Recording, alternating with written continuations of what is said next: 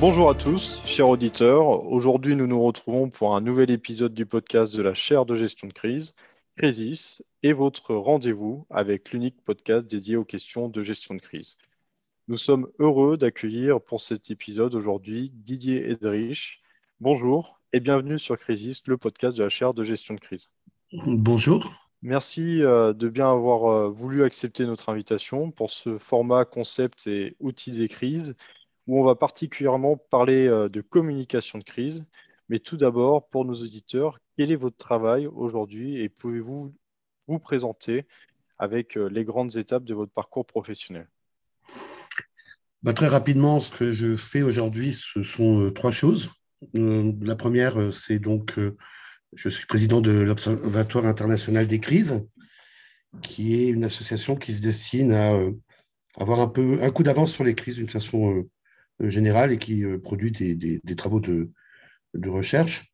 Deuxième chose, je suis un praticien. Je pratique donc de la gestion et de la communication de crise au quotidien avec un cabinet dont je suis président et dont le métier est de préparer des organismes, des services d'État, des entreprises à gérer et à communiquer en situation de crise.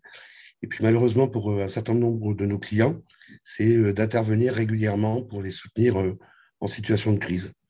Et la troisième chose, c'est que je suis également auteur donc, de deux ouvrages et puis j'ai contribué à une douzaine d'ouvrages spécialisés sur la gestion de crise ou la communication de crise. Mon parcours, je suis ingénieur au départ. J'ai travaillé dans des milieux chrysogènes, donc un peu dangereux, et puis je fais partie des primos pratiquement en France à s'être intéressé au sujet de la gestion et de la communication de crise, donc il y a plus de 25 ans maintenant. Voilà pour me décrire très rapidement. On parle souvent, vous avez parlé justement de conseils justement sur le spectre de la communication de crise. Qu'est-ce qui différencie fondamentalement la communication de crise et ce qu'on appelle maintenant dans, dans la société les affaires publiques, selon vous? C'est pas tout à fait la même chose, hein. Quand on a une situation de crise, ça veut dire que là, on sait qu'on est dans le cadre d'une urgence, du besoin de pouvoir communiquer de façon très rapide, alors que les affaires publiques traitent plutôt des sujets sensibles d'une façon générale. C'est pas tout à fait le même métier. Donc, les affaires publiques, c'est plus du coup sur le temps continu et la communication de crise, c'est vraiment agir à un moment précis. Et justement, comment vous définissez la communication de crise? Alors, comment la définir? C'est une communication qui va accompagner d'abord une gestion de crise. C'est une communication qui est destinée à protéger également, protéger des actifs donc d'une entreprise, par exemple, ses dirigeants, sa réputation, son personnel, très, très, très souvent, qui se destine également assez régulièrement à informer le public, hein. Par exemple, si on a un cas de listériose dans des produits fromagers, donc la communication de crise est une communication qui va faire en sorte que le public soit alerté le plus rapidement possible et puis qu'on puisse les guider. Et puis, c'est également une communication qui est une communication de reconstruction post-crise, parce que souvent les crises laissent des traces, hein, on a pu le voir notamment avec le Covid. Justement, on est en plein dans l'activité avec les produits euh, contaminés en quelque sorte. Qu'est-ce qui rend l'exercice périlleux et les enjeux de la communication pour une entité assez particulière, tant sur les aspects juridiques, le contexte de l'environnement de ces organisations et autres, et qu'est-ce qui rend, entre guillemets, passionnant ce sujet de la communication de crise? Là, je vous rejoins totalement, c'est quelque chose qui est absolument passionnant. Effectivement, il y a quelques écueils à éviter. De toute façon, comme dans toute crise en fait recèle sa part d'incertitude. Donc ça, c'est une des difficultés majeures, alors que les publics vont attendre très souvent des réponses assez rapides par rapport à leurs questionnements, leurs interrogations, quelquefois leurs craintes. C'est une communication qui est également complexe parce que aujourd'hui, elle est très souvent parasitée par une multitude d'acteurs qui notamment utilisent les réseaux sociaux pour apporter leur part de vérité entre guillemets. Et puis, ce qui est vraiment très compliqué, c'est que les publics préfèrent très souvent la vraisemblance à la vérité. Après, c'est une communication qui est pas une communication par à coup, hein. c'est une communication qui se planifie, et ceci dès le départ, c'est-à-dire quasiment dès la première heure de la crise. C'est une communication qui est véritablement à la fois stratégique, tactique et opérationnelle. Stratégique parce qu'on doit pouvoir définir ce qu'on a à protéger. Tactique parce qu'on doit pouvoir effectivement planifier l'ensemble des opérations de communication, voir quel public on va communiquer de façon prioritaire, qu'est-ce qu'on va lui dire, qu'est-ce qu'on peut lui dire, qu'est-ce qu'on ne peut pas lui dire également, assez régulièrement, et opérationnel parce que chaque mot compte. Vos éléments de réponse, le vocabulaire utilisé, et c'est vachement intéressant. C'est finalement un vocabulaire très opérationnel, un vocabulaire limite qu'on pourrait appliquer dans le champ militaire. Si on doit prendre des valeurs pour guider la philosophie de la communication de crise, quelles sont les choses à éviter absolument? Je préfère dire ce qu'il faut faire absolument.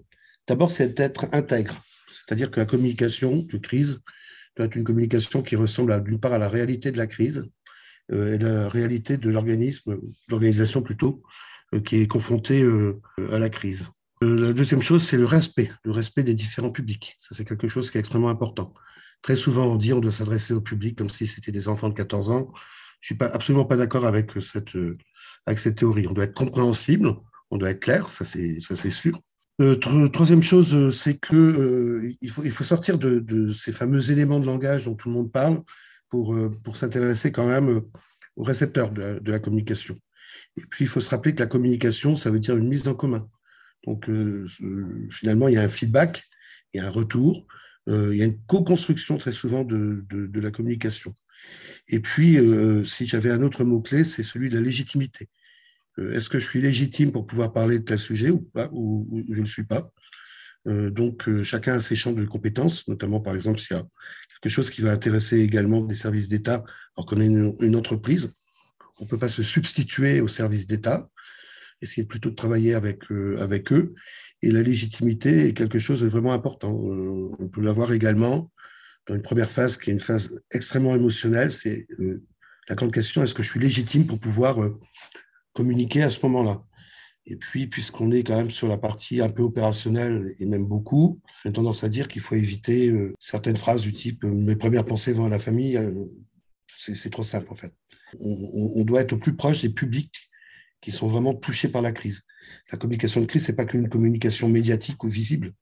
Il y a une part, ça c'est souvent ce qui est médiatique, c'est la part émergée de l'iceberg, mais il y a tout un travail qui n'est pas d'ailleurs un travail souterrain, hein.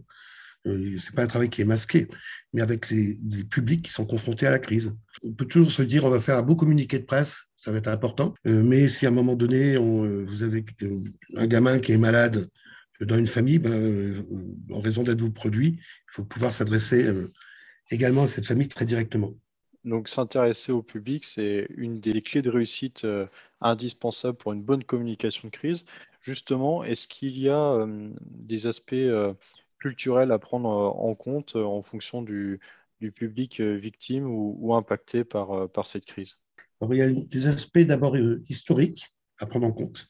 L'ensemble de l'histoire ancienne et récente de l'organisation qui a une crise.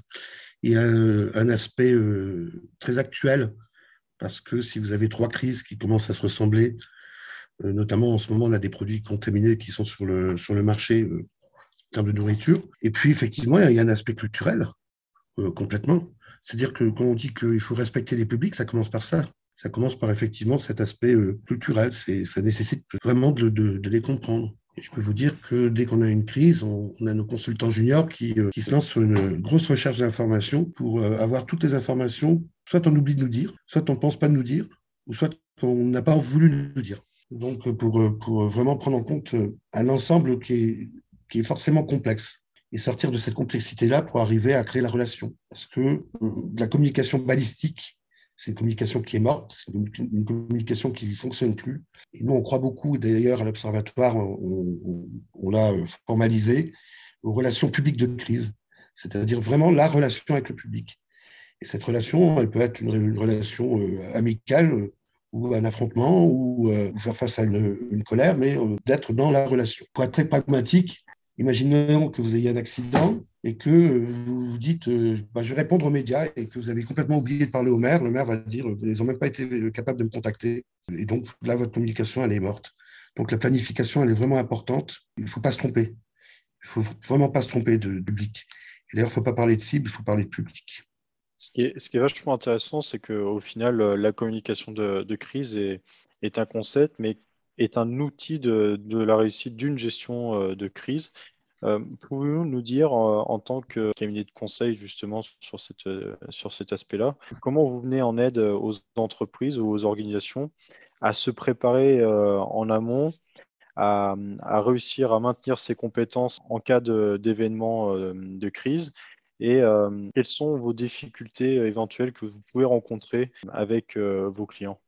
Je vais commencer par le dernier point sur la difficulté. La difficulté, parfois, c'est d'arriver à les projeter sur des crises qu'ils n'imaginent pas aujourd'hui et qui peuvent la surprendre. Là, c'est quelque chose qui, avec mes années de pratique, j'ai quasiment abandonné parce qu'à un moment donné, on dit on a la mémoire du futur. Et cette mémoire du futur, en fait, c'est des crises passées qui nous disent voilà ce qu'on peut avoir dans le futur. Si on revient il y a 2 ans en arrière, on a tous été surpris par le Covid. Bon, la grande question qui se posait, c'était pas si on aurait une épidémie de cette ampleur un jour, mais plutôt quand. Et donc là, il y a la difficulté à se projeter. Après, c'est un travail qui est relativement simple, entre guillemets, hein. Il faut arriver à identifier les risques que peut connaître une organisation et voir ce qu'on va mettre comme plan de réponse en face. Quelle organisation, quel plan de réponse, quel process. Et donc, l'idée, c'est de se dire, voilà, ce qu'on a identifié comme risque, pour ces risques-là, voilà comment on devra réagir. En tous les cas, au tout début de la crise, parce que ma grande expérience du sujet me fait dire que aucune crise ne se ressemble vraiment. Justement, c'est souvent un des écueils qui est pris par les acteurs, l'expérience, et d'assimiler une crise à une crise qu'on a pu vivre dans son passé et d'appliquer le même champ de réponse. Est-ce que vous pouvez partager avec nous une expérience de gestion de crise, et plus particulièrement une communication de crise auprès de nos auditeurs qui vous a marqué? Ah, malheureusement, tout ce que nous on fait est confidentiel. Je ne peux pas vous donner d'exemples que nous avons vécus. Peut-être un, parce que personne ne pourra le détecter, parce qu'on a eu beaucoup de chance. L'entreprise n'avait pas été citée, ni dans la presse, enfin, surtout pas dans la presse d'ailleurs. Donc, personne ne pourra le reconnaître. C'était un accident en Allemagne, assez important. Un camion qui a sauté, alors pas comme dans les films, hein. C'est le bouchon au-dessus qui a sauté donc dans une usine. Et là, on s'est retrouvé confronté à plusieurs choses. D'une part, un large périmètre de bloqués, les trains, les routes, etc. Une zone qui était une zone semi-industrielle, entre guillemets, avec également des boutiques, et un atelier de découpe de viande. Et puis à proximité, pas très loin, également une ferme. On trouvait avec 170 pompiers sortis, 40 personnes hospitalisées. Heureusement, aucune n'a eu de quoi que ce soit. Il y a eu plus de peur que de mal. Et là, la grande question qui se pose, c'est qu'est-ce qu'on va protéger? Et toute la complexité d'une crise comme celle-ci, par exemple, c'est l'ensemble du voisinage qui va commencer à vous poser des tas de questions. Et notamment poser la question de comment je vais être dédommagé par rapport à ce qui est en train de m'arriver. Il y a la question des autorités. Pourquoi est-ce que ce camion-là a pu sauter dans cette usine? Et ce qui était très intéressant dans ce cas-là, c'est que tout le monde s'est trompé. Enfin, j'allais dire sauf le cabinet, sauf nous, parce qu'on doute toujours. Tant qu'on ne sait pas, on ne sait pas. C'est que le camion en question venait d'un sous-traitant de sous-traitant, c'était au cœur du mois d'août, était polonais et avait 400 kilomètres d'écart entre sa feuille de route et son disque d'enregistrement. Et donc tout le monde était persuadé qu'il avait fait un chargement sauvage et qu'au moment où on a chargé, c'était de la faute du transporteur. Et ça est avéré que non. Finalement, c'était pas du tout de la faute du transporteur, mais de notre client. Et là, il a fallu aller expliquer aux autorités pourquoi ça s'est passé. Et c'est là que commence à devenir très, très fin dans cet ensemble-là. Vous avez 40 personnes hospitalisées, vous avez des centaines de voisins, vous avez donc qui sont particulièrement inquiets. Vous avez les autorités, vous avez les assurances qui arrivent tout de suite. Et donc, c'est là qu'on s'aperçoit que la communication de crise n'est pas du tout une communication uniquement médiatique comme on peut l'imaginer et que ça devient extrêmement complexe de parler à tout ce beau monde très rapidement pour leur dire des mots justes et pas seulement des mots justes. Ça contribue à la gestion de la crise. Donc ça peut donner une petite idée de la complexité qu'on peut avoir en situation de crise. Une multitude d'acteurs, y compris des élus. Justement, en tant que cabinet, comment on peut évaluer une stratégie de communication et comment faire un rétex sur ces différents publics concernés et notamment en étant en cohérence avec la philosophie de l'entité ou de l'entreprise avec laquelle on travaille. La première chose, c'est que nous, on n'est pas des faiseurs de miracles. Si vous avez une mauvaise gestion de crise, c'est pas la communication de crise qui va sauver votre crise. Certains prétendent, moi, je ne sais pas faire. D'abord, l'évaluer, ça veut dire qu'on va lui fixer quand même des objectifs au départ. Dans l'exemple qu'on a donné, l'objectif, c'était le moins de jours de fermeture de l'usine possible et éviter qu'il y ait une fermeture administrative en raison de défaillances qu'il aurait pu avoir dans la gestion de crise. Il se trouve qu'il y en a eu une petite défaillance qui était très gênante, c'est que nos clients allemands ont oublié d'appeler les pompiers, c'est les voisins qui ont appelé les pompiers. Ils ont bien été dans une salle sécurisée sans appeler les pompiers. Je leur ai expliqué après que votre usine est sûre. Alors que la base n'a pas été appliquée, ça peut devenir très complexe. Donc, c'est par rapport aux objectifs qu'on peut se fixer dès le départ pour la communication de crise qu'on va savoir si effectivement on a réussi ou pas. S'il n'y a pas d'objectif, personne ne peut savoir. Retour d'expérience, c'est très simple, hein, c'est sur l'organisation de la. Si on reste purement sur la communication, mais en général, c'est très mêlé tout ça. Sur la partie organisationnelle, sur la partie process, sur la capacité de réaction. J'aime bien également le faire à chaud, parce qu'à chaud, quelqu'un va dire, ah ben oui, mais j'avais tel problème parce que, je sais pas, je prends un exemple bête, mais j'avais ma fille à récupérer à l'école, ça m'a complètement troublé, parce que j'avais personne pour le faire à ma place. Donc, l'ensemble de tout ce qui peut être également d'ordre émotionnel, épuisement humain, donc qui va intervenir. Donc, on va être sur l'organisation, les process et l'humain. Et la capacité décisionnelle. Souvent, les décisions sont assez complexes à prendre. Justement, c'est un aspect intéressant. Comment mettre la place de la décision ou la place de la communication de crise dans le champ décisionnel? Comment traduire, entre guillemets, les décisions de crise dans la communication d'un point de vue très opérationnel? Alors quand même, tout ça est très imbriqué, hein. Nous, on intervient également sur la prise de décision tout court, hein, généralement. Et donc, la difficulté décisionnelle, c'est que rien n'est tout à fait blanc ou noir. Il y a rarement une solution qui apparaît comme étant la solution miracle. Et donc, chaque choix communicationnel va être un choix qui va demander à être délibéré à un moment donné. Une des choses qui va être importante, c'est est-ce qu'on contribue à diminuer les incertitudes ou pas? Ça, c'est quelque chose qui est vraiment important dans ce champ décisionnel, c'est la capacité à diminuer les incertitudes. Après, vous allez vous poser la question, si je fais ça, voilà quels vont être les impacts positifs et négatifs en termes de communication. Si je ne le fais pas, voilà quels vont être les impacts positifs ou négatifs. Alors, si vous avez un accident tel qu'on vient de le décrire, c'est assez facile parce que il faut communiquer. Maintenant, si vous avez une défaillance interne que personne ne connaît à l'externe et que vous n'êtes pas coté en bourse, donc vous n'avez pas forcément d'obligation à communiquer, ça peut devenir plus complexe. Et vous pouvez vous retrouver dans une situation où, à un moment donné, vous risquez d'avoir une fuite depuis l'interne. Et donc, est-ce qu'on va vers l'externe alors que personne n'est au courant et que ça ne le regarde pas forcément, ou est-ce qu'on ferme tout en espérant que ça ne sorte pas? Donc, il y a une multitude de situations où on va se retrouver avec, je vous répète, une complexité sous-jacente en matière de décision de communication. Après, il ne faut pas se tromper de public, hein, je me répète un peu, hein, parce que vous allez avoir, chaque fois que vous avez une crise, notamment qui est un peu médiatisée, qui est un peu visible, avec une émotion qui peut être forte, vous allez avoir une multitude d'acteurs qui sont légitimes, et vous allez avoir également pas mal d'acteurs illégitimes qui vont vouloir se mêler de la crise. C'est pour ça que je me méfie quand même un petit peu des réseaux sociaux que je connais bien. J'en ai la prétention, parce que je crois que j'ai écrit le premier bouquin là-dessus, sur la communication de crise sur Internet, donc en 2005. Rumeurs sur Internet, C'est comprendre, ça, ouais. anticiper, gérer une cybercrise. Mm. Un livre de 2004, donc effectivement assez précurseur.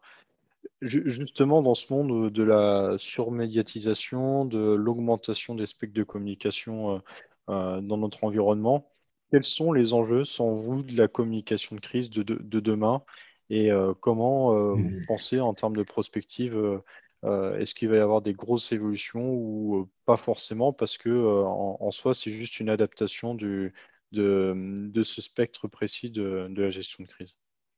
Je pense que ça va encore s'accélérer en matière de réseaux sociaux, de fake news, d'acteurs illégitimes multiples et variés, qu'à un moment donné, autant on pouvait les écarter il y a quelques années assez facilement, autant ça va devenir un peu plus complexe. J'ai une tendance à dire que quand j'ai commencé ce métier, on avait le temps de choisir les graines de café, de les moudre et de répondre.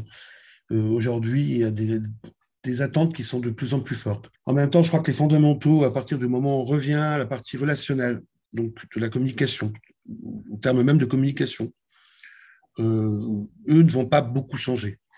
Mais ce qui va changer, c'est qu'à un moment donné, votre communication peut être quand même extrêmement troublée par des fake news. Et le pire, pour moi, c'est que moi, je m'aperçois que on retrouve de plus en plus dans la presse. C'est-à-dire que vous allez avoir des acteurs illégitimes qui vont s'adresser à la presse, qui vont prendre pour argent comptant ce qu'ils racontent. C'est-à-dire qu'on a des journalistes qui sont sous pression, qui ont de moins en moins le temps de vérifier, même si aujourd'hui, il y a beaucoup de vérification de l'information, mais par rapport à des très grands sujets. Mais je vois sur un certain nombre de journaux des reprises non vérifiées. On va vous dire que votre site est Céveso alors qu'il ne l'est pas.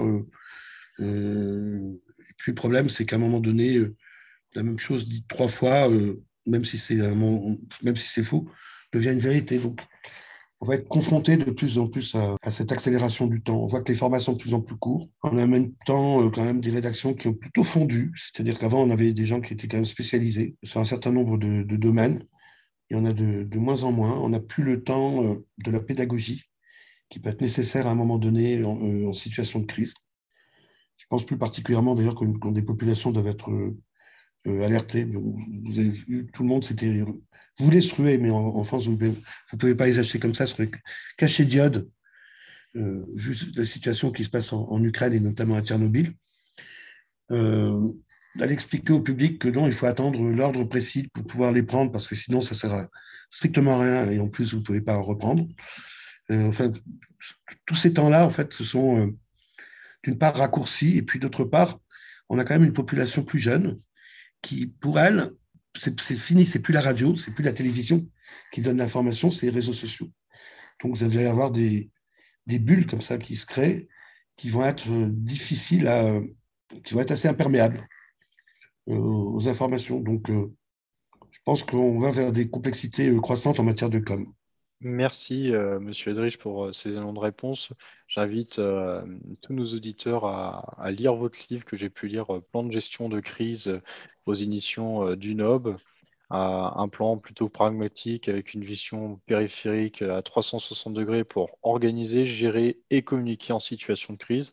Je rappelle également que vous êtes le président de l'Observatoire des crises et que vous avez aussi un portail communication-sensible. Merci à tous d'avoir écouté Crisis, le podcast de la charte de gestion de crise. N'hésitez pas à partager l'épisode sur les réseaux sociaux et je vous invite également à vous abonner pour ne plus manquer aucun rendez-vous de votre podcast. À bientôt pour un nouvel épisode. Merci à vous.